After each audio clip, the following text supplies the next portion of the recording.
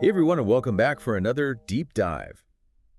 Today, we're going to be tackling something I think a lot of us have probably wondered about, right? Time-restricted eating, Hmm. or TRE. Yeah. Basically, it's all about, shrinking that daily eating window down to something like 8, maybe 10 hours. Yeah. We're really going to be diving deep into some research about TRE and how it affects metabolic health. Yeah.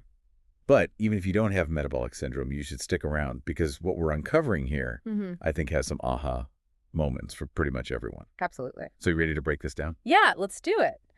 What's really fascinating about this whole area of research is how it ties into our body's natural rhythms. Oh, okay. It's almost like we're tapping into some kind of hidden control panel for our metabolism. Ooh, I like that. A Yeah. hidden control panel. Okay, so before we get too far, I think for anyone who's not super familiar with the term, what exactly is metabolic syndrome? Yeah. Because it sounds a little intimidating. Yeah, it sounds a bit daunting, but really it's not a single disease, right? It's more like a cluster of risk factors that tend to kind of hang out together. Okay. So we're talking high blood pressure, high blood sugar, maybe some cholesterol levels that are a bit off and often a little extra padding around the middle. Right, right. And unfortunately, these things when they all get together, they significantly increase your risk for some serious health concerns like heart disease, stroke, even type 2 diabetes. And it's incredibly common too, right? Yeah. Didn't we read that more than a third of U.S. adults Yeah. are dealing with metabolic syndrome? Yeah. That's a wild number of people. It's a major, major public health concern. And that's actually what makes this study that we're going to be diving into so interesting, because they looked at people who already have metabolic syndrome. Okay. And here's the kicker. They were already taking medication to manage it. Oh, wow. Okay, so that's different from a lot of the previous research we've seen on time-restricted eating. So I see why you're so interested in this one. Yeah. What kind of results did they find? Like, were there improvements even though those folks were already, on meds? Yeah, that's what's so compelling, right? Yeah. So they took 108 adults with metabolic syndrome and they split them into two groups. One group followed a time-restricted eating pattern, Okay. and the control group, they just continued with their normal routine. Gotcha. The TRE group, they got to kind of customize their eating windows to fit their lives. But typically, they were aiming for that, 8 to 10 hour window. Mhm. But here's the interesting part. They weren't given strict guidelines about what to eat. Oh, yeah. No crazy restrictive diets here. So it was really just about when they ate, not necessarily what they were eating. You got it. Interesting. Did they at least give them some kind of nutritional guidance? Yeah, so they definitely focused on the timing of the meals, Mm-hmm. but they did offer, they offered nutritional counseling. It was kind of loosely based on the Mediterranean diet, lots of veggies, healthy fats, that kind of thing. Yeah. But there were no calorie restrictions. There were no lists of forbidden foods. It was really about, making healthy choices, but focusing on that eating window. Okay, so no forbidden foods. Yeah. I'm already on board. But seriously, what kind of impact did just like changing their eating window have? Did they actually, see results?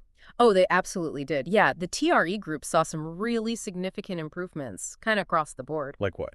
So, their blood sugar levels got better, their LDL cholesterol, that's the bad kind, went down. Hmm. And even, get this, their hemoglobin A1C, which is a measure of long-term blood sugar control, that improved too. Right. And I remember from the research that the reduction in hemoglobin A1C was a really big deal. What was it? What did they compare that to? It was huge. The reduction in HbA1c they saw was on par with what you see in a major diabetes prevention program. Wow. And they got that simply by changing when they ate. That is pretty amazing. Okay, so they're seeing these improvements in their blood sugar, their cholesterol.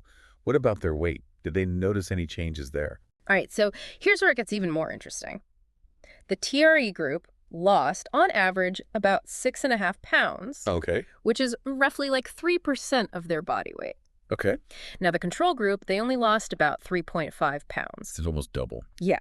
And get this, they didn't even consciously restrict calories. Wait, hold on. They lost almost twice as much weight without even, like, trying to cut calories or anything. Seems kind of counterintuitive, right? That almost sounds too good to be true. Right. What's the science behind that? Like, how is that even possible? Well, that's the million-dollar question, isn't it? Yeah. But there's a growing body of research that suggests that when we eat might be just as important as what we eat. Okay. And it all comes down to our circadian rhythms. Or internal clocks, right. Exactly. And these rhythms, they influence this whole cascade of physiological processes, including how our bodies actually metabolize the food that we eat. So it's like our bodies are kind of primed to process food more efficiently at certain times of the day. Yeah, think about it. For most of human history, we haven't had access to food 24/7. Right. Like, our ancestors went through these natural cycles of like feasting and fasting, Yep. and our bodies, they adapted to function best within those natural rhythms. So TRE kind of it mimics those ancestral eating patterns in a way. That makes a lot of sense. And we've been talking a lot about how this study really focused on people who had metabolic syndrome. Right. But what about the rest of us who, who don't? Is there any benefit to TRE for, just the average person? Well, that's what I think is so exciting about this research. It suggests that even if you don't have a metabolic disorder, just, aligning your eating patterns with your circadian rhythms could lead to some pretty remarkable health benefits. So it's almost like a preventative measure in a way. Yeah, We're kind of getting ahead of the curve by working with our bodies instead of against them. precisely. It's all about recognizing that we are not like these passive vessels just, going through the motions. We have these really intricate and powerful internal systems that really influence how our bodies function. Mhm. And I think when we start working in harmony with those systems, we kind of unlock a whole new level of health and well-being. Oh, I love that. Okay, so say I'm listening to this and I'm thinking, all right, this all sounds great in theory, but how do I actually make this work in my life? Because, it's one thing to talk about it, but actually putting it into practice, especially with like, my schedule, this whole different story. So what kind of advice would you give to someone who's, listening and maybe wants to give TRE a try?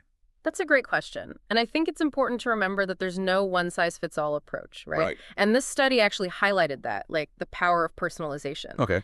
They encouraged participants to really figure out what eating windows worked best for their own individual lifestyles. Good. And I think that's key to making it sustainable in the long run. So there's no need to like force myself into some rigid eating schedule that's going to leave me feeling, deprived and hangry all the time. Exactly. You got to find what works for you. Okay.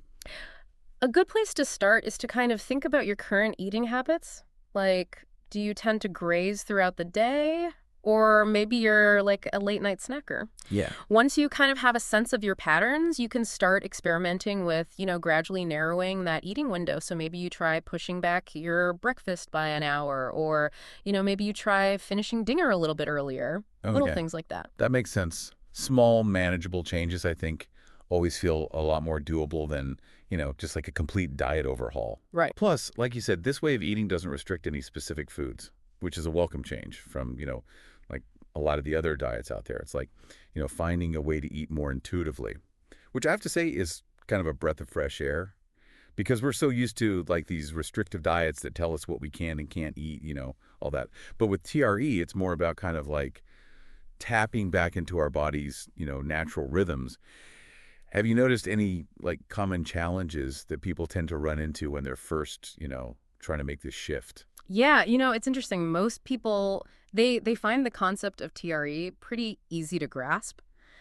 But like any lifestyle change, it does take a little bit of an adjustment. And I think one thing that some people experience is, they might feel a little hungrier than usual, especially in the beginning, especially if they're used to like snacking throughout the day. Right. Yeah. No, that totally makes sense.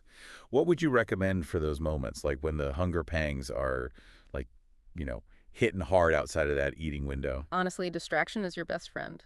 Okay. Find an activity you enjoy, something that really takes your mind off of food, right? Whether that's going for a walk, listening to some music, calling up a friend, or just diving into a good book. Sometimes just shifting your focus is all you need to kind of, ride out those initial cravings. Yeah. That's such good advice because I think it just takes time, right? Like our bodies just need time to adjust to any new way of eating. And those little distractions, like you said, can make such a difference. You mentioned earlier, too, that TRE could potentially impact other areas of our health beyond, beyond just our metabolic health. What are some of the like other exciting kind of avenues of research that you're kind of keeping an eye on in this field? Oh, there's so much potential. Researchers are looking at how tea might influence things like sleep, cognitive function, even athletic performance. Wow. Yeah. For example, there are some studies suggesting that aligning our eat-in windows with our circadian rhythms might actually help us sleep more soundly. It might even improve our mood. That's amazing. And it makes sense when you think about how interconnected our bodies are, right?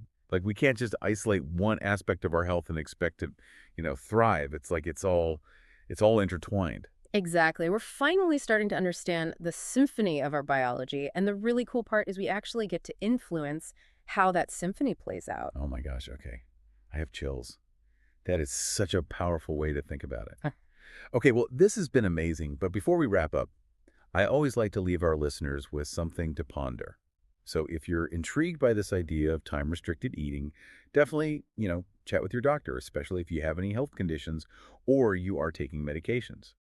But here's a final thought for you. What if, by simply adjusting when we eat, we could unlock a whole new level of health and well-being? It's a pretty empowering thought, and I think this research suggests that it might be more within reach than we realize. Thanks for joining us on this deep dive. Until next time, keep exploring.